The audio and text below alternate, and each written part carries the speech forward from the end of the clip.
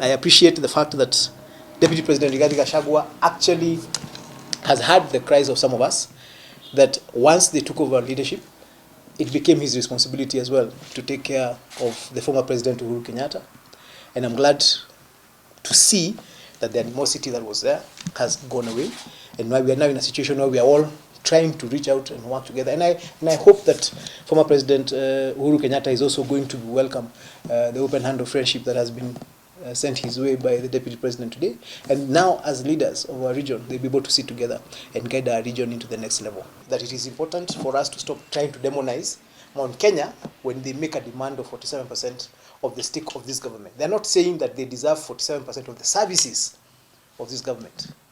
Every Kenyan deserves similar service from government. What they're saying is that the opportunities to work in this government, to work through this government, to stand with this government in terms of work opportunities, they have a stake. Because not everybody, first you have to be aligned with the government.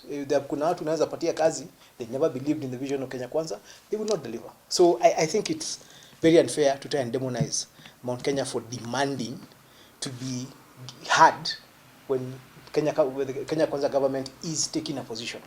But I re-emphasize, this does not mean that the country or certain parts of the country should not get development because of how they voted. That point is very important. The second point is for ourselves as a region. Rigathi Gachagua, like him, hate him, is right now our senior most leader, political leader in the region. If he becomes weak, as a region we become weak. Based on how we do our politics as a region. As a country, we organize. The reason Prime Minister Musalia Mudavadi is being taken care of the way he is because so that he can continue holding Western and adding Western province to support the president.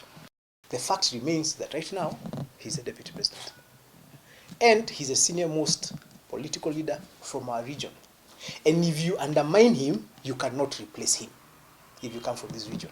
So if I was asked by anyone, I would suggest that the leaders from our region, from the Mount Kenya region, need to come together, work together, and be able to ensure that they protect each other. They protect each other. They protect the deputy president because he's the one person who they came to us and told us this person is going to represent our interest. We were making fun of the UDA brigade every time they told us that the deputy president is going to defend our interest, and they would defend him. Can they now come and defend him at this moment in time? Can they stand up when people are misrepresented? Because I have had the opportunity to sit with the deputy president at some point, and I have understood the point he makes. He says, look, we went out against a lot of hostility and a lot of resistance from the government of the day to convince the people of Mount Kenya region to side with President William Ruto. And they had us to the extent that out of 7.2 million votes, President Ruto actually got close to 4 million votes from Mount Kenya region. So when he says, you cannot wish away the fact that this region was a strong proponent of this government.